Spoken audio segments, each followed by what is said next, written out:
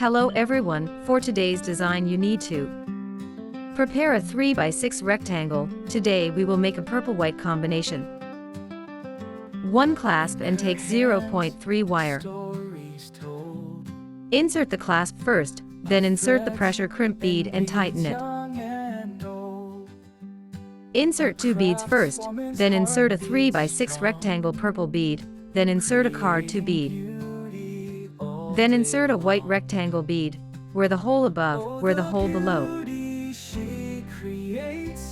Repeatedly insert the beads into the rectangle, according to the color you like. Then put a centerpiece in the middle. Continue to insert the purple-white interchangeably. You can end it when it fits the length of your wrist. Insert the pressure bead, then insert the other end of the button. Reinsert the pressure bead, pull it with pliers to fix it. Cut off the excess wire. Check out more designs. A dance of beads on this crafting night. Oh, the beauty.